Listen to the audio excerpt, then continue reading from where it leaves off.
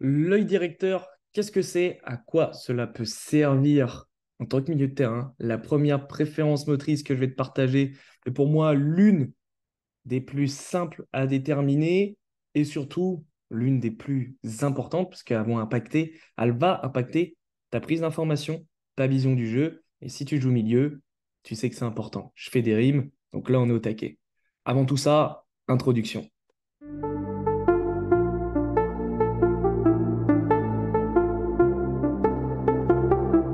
Cette préférence motrice, qu'est-ce que c'est? À quoi elle sert? Nous avons tous un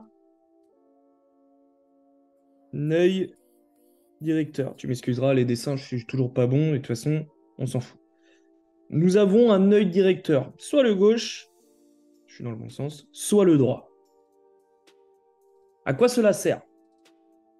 Si par exemple j'ai un œil directeur gauche, l'utilité de savoir ça, c'est qu'avec cet œil-là, tout ce qui va se passer dans mon champ de vision va déjà, pour commencer, j'ai un meilleur champ de vision, beaucoup plus large avec cet œil directeur, ce qui fait que je vais capter beaucoup plus d'informations, que je vais mieux capter cette information parce que cette vision est plus nette et de meilleure qualité, ce qui équivaut à quoi au foot?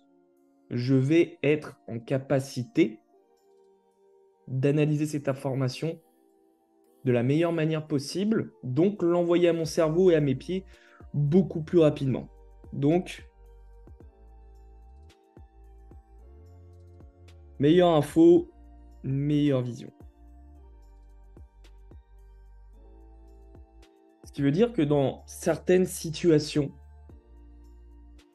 quand l'adversaire va m'attaquer, quand l'adversaire va faire un appel, si l'appel de ce côté-là, je vais avoir une meilleure analyse de cette information. S'il appelle de ce côté-là. S'il appelle ici, ça ne veut pas dire que je vais rien voir, hein, mais il est possible que je vois moins de choses, ça c'est sûr, mais que je la capte moins bien.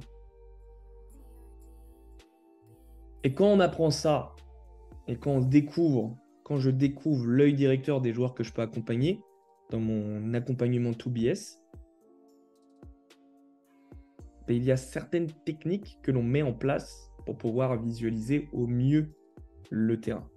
Et pour compléter cette information, je t'affiche en bas ou sur ma tronche une définition que j'ai trouvée ultra intéressante qui sort un petit peu du cadre du sport. J'ai trouvé ça sur un site, on va dire, un peu plus généraliste, plus peut-être pour l'ophtalmo, justement. Et je trouve ça ultra intéressant pour que ça soit au clair pour toi aussi.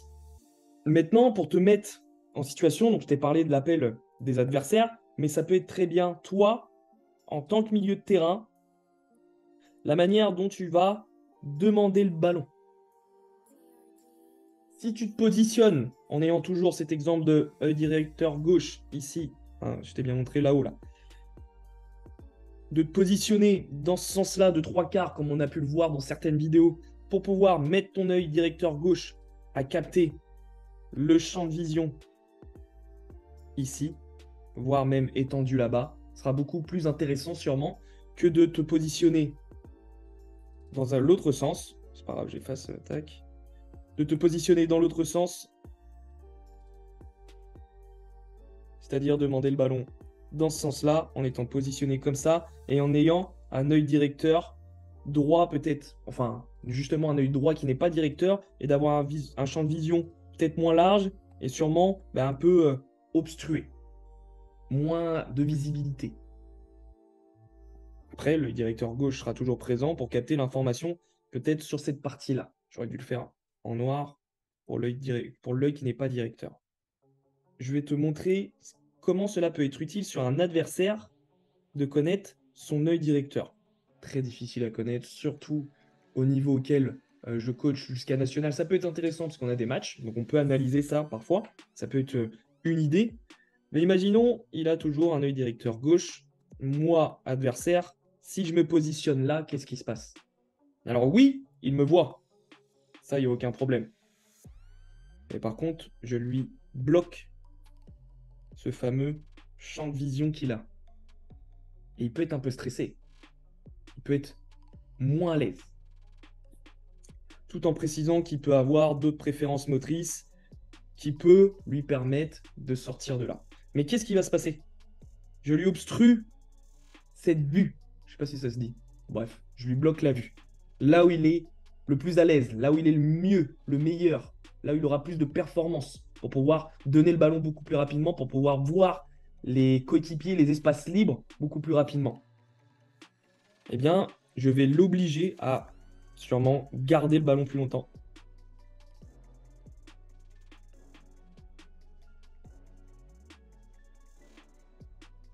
Donc, je vais, comme je te l'ai dit, lui mettre du stress en plus.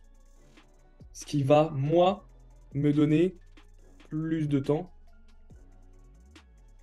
pour récupérer ce ballon. Parce que je vais le mettre en difficulté. Après, encore une fois, selon ses préférences, il peut avoir, justement, et on le verra dans d'autres vidéos, une épaule de puissance, une hanche d'énergie qui peut être à l'opposé, ce qui lui offre un peu plus d'opportunités, un peu plus de possibilités. Et du coup, il peut me mettre un peu plus de vitesse de ce côté-là pour sortir de cette situation. Tant mieux pour lui. Mais en tout cas, je lui aurais empêché sûrement de gagner du temps sur une passe longue à l'opposé en ayant bloqué cette vue.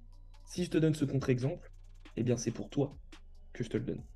Parce que comme je te l'ai expliqué, très difficile au niveau auquel on joue de savoir, ok, ce mec-là, quel est son œil directeur, est-ce qu'on a des matchs pour analyser, etc. Ça peut être une stratégie. Sache que des clubs professionnels comme Chelsea mettent cette stratégie-là en place. En tout cas, la mettaient il y a 4-5 ans en arrière. Est-ce que c'est toujours d'actualité? Je ne sais pas, mais en tout cas, ils avaient une personne prédestinée à analyser ce genre de cas.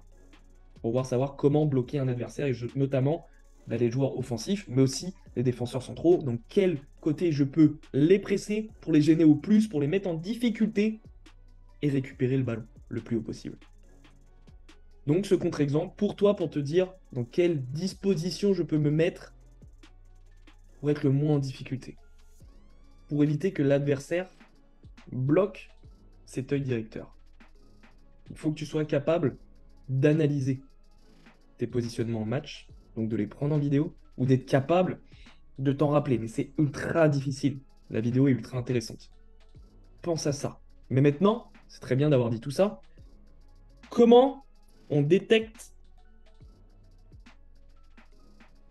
cet œil directeur? J'ai un peu poustillonné. Tu vas avoir différents tests. Je te partage une procédure d'un premier test que j'ai trouvé sur le même site que la définition, que je trouve intéressant aussi. Encore une fois, je pense vraiment qu'on est sur des tests d'ophtalmo. Tu peux aller chez l'ophtalmo pour qu'il puisse t'aider à découvrir ça aussi, directement. C'est une personne qui s'y connaît en préférence motrice. Donc, je t'affiche le test encore une fois. Et maintenant, pour le faire tout seul, tu vas sur ton visage mettre un bandeau, un truc de pirate ou un foulard. Fais attention quand même. Mais tu vas bloquer totalement la vue d'un œil. Tu ne dois rien voir. Et tu vas effectuer deux types de slalom. Un slalom qui va t'obliger à faire des zigzags. Je suis parti dans le mauvais sens. Tac, tu peux en mettre un peu plus, tu en mets 6, 8. Et soit tu vas sur le rond central, soit tu fais un rond avec des coupelles. Et l'objectif, ça va être de tourner dans un sens particulier. Le sens où c'est de ce côté-là où tu as le bandeau. Mais pour valider cette idée-là, je t'invite à faire dans l'autre sens pour que tu puisses voir la différence, donc c'est-à-dire avoir le bandeau à l'extérieur de ce cercle, pour que ça soit intéressant. Et en fait, tu vas réaliser qu'il y a un parcours où tu sens que tu es moins bon, que tu conduis moins bien le ballon, que techniquement, en fait, je suis nul. C'est un niveau du 10-11 que j'ai. Quoique les U10-11 sont forts. C'est un niveau du 6-7 que j'ai. Bref. Je te laisse analyser ça. Donc, soit le test un petit peu plus à la maison, soit cela. Ou si vous êtes à deux, ça peut être intéressant aussi. Vous vous mettez, je vais proposer celui-là parce qu'il y en a un autre, mais faut le comprendre, donc c'est un peu plus complexe. Tu vas mettre Comment je peux l'expliquer? Regarde ce qu'on va faire. On va arrêter le partage, je pense. Tu vas mettre quelqu'un en face de toi, comme je t'ai montré sur le schéma. Tu vas mettre tes mains comme ça. Et la personne en face, donc ça c'est toi. D'accord? Et la personne en face va essayer de toucher l'un de tes yeux. Et en fin de compte, alors la personne doit avoir de l'expérience encore une fois, donc c'est pour ça que je te propose plus de faire les premiers tests que je t'ai proposés, mais tu peux essayer ça. Et en fait, tu vas avoir beaucoup plus de réactions d'un côté. Et je t'invite même à incliner sur le premier, paf, comme ça pour voir de quel côté tu es le plus à l'aise. Et ensuite, sur un deuxième temps, incliner, décaler la tête d'un certain degré pour pouvoir voir de quel côté tu as plus de réflexes, donc plus de captage d'informations, et où tu l'envoies plus facilement à ton cerveau, qui l'envoie directement là dans cet exercice-là à tes mains. Et quand tu es sur le terrain, ben forcément à tes pieds. C'est ça l'objectif de connaître son œil directeur. C'est ça l'avantage de l'œil directeur, c'est qu'il enverra l'information plus vite parce que forcément, tu la captes plus facilement de ce côté-là. Et je t'affiche une information qui peut être intéressante, bien qu'elle ne doit pas prédéterminer ta carrière si tu veux devenir footballeur professionnel. Et maintenant, je vais conclure cette vidéo comme à chaque fois que je ferai une vidéo sur l'une des préférences motrices que j'enseigne dans l'accompagnement 2BS. Ce n'est pas parce que j'ai un œil directeur, par exemple, gauche, je vais garder le même exemple, que cela veut dire que mon œil directeur droit et tout ce qui va arriver par là, c'est nul, je suis faible, je peux rien y changer. Absolument pas. Sur chacune des préférences motrices, et si je dois donner la base, c'est gaucher, droitier, et je pense que si tu travailles correctement, tu es au courant de ce que je vais te dire. Ce n'est pas parce que j'ai une préférence d'un côté que de l'autre, je ne pourrai jamais l'améliorer et jamais être bon.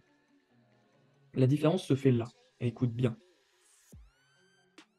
Tu perdras moins en performance sur tout ce qui est tes préférences motrices, donc œil directeur, droitier, épaule de puissance, énergie, hanche d'énergie, etc., etc. Adduction, tout ça on va le voir. Tu perdras moins de performance si tu arrêtes de t'entraîner. Ça reviendra beaucoup plus naturellement. Alors que le pied gauche, tu peux l'améliorer. Tu peux savoir frapper, tu peux savoir faire des passes, tu peux savoir faire des conduites de balle, faire des dribbles, faire des passes longues de 50-60 mètres. Si tu t'entraînes. Mais si tu ne t'entraînes plus pendant 6 mois, 1 an, 2 ans, en pensant que c'est acquis, bah là, tu seras surpris que, bah ouais, les performances vont décroître, donc c'est-à-dire baisser beaucoup plus rapidement avec ce qui ne fait pas partie de tes préférences motrices. Donc, j'espère que tu as bien compris. Ce n'est pas parce que mon œil directeur droit est faible que je ne peux pas l'entraîner pour qu'il devienne meilleur. Ce n'est pas parce que je suis droitier que je ne peux pas devenir gaucher et devenir très bon avec mon pied gauche. Mais par contre, c'est un travail constant. Et de toute façon, que ça soit préférence ou non, c'est un travail continuel d'entraîner son corps à la performance. Mais je ne veux pas que ça te bloque en disant « Ah, bah, je suis nul de ce côté-là, donc je ne vais jamais jouer de ce côté-là. » Ça ne veut rien dire du tout. Si tu t'entraînes, ça deviendra un côté performant, mais tu dois plus l'entraîner. Et si tu veux apprendre à l'entraîner et apprendre toutes tes préférences motrices et savoir quoi mettre en place en match, dans des analyses vidéo et dans tes séances d'entraînement, n'hésite pas à télécharger déjà le lien, le cadeau qui est juste en bas où je te partage la majorité des préférences motrices. Et tu auras l'opportunité, après avoir pris ce cadeau, de prendre un appel avec moi et qu'on puisse échanger, savoir si tu peux intégrer l'accompagnement 2BS et t'aider justement à tous ces bénéfices-là, de savoir comment t'entraîner, analyser tes matchs et être plus performant au milieu de terrain. Bref, moi je te laisse là. Je te souhaite une bonne fin de journée et j'espère que tu as bien compris cette vidéo. N'hésite pas à me poser tes questions. Ciao!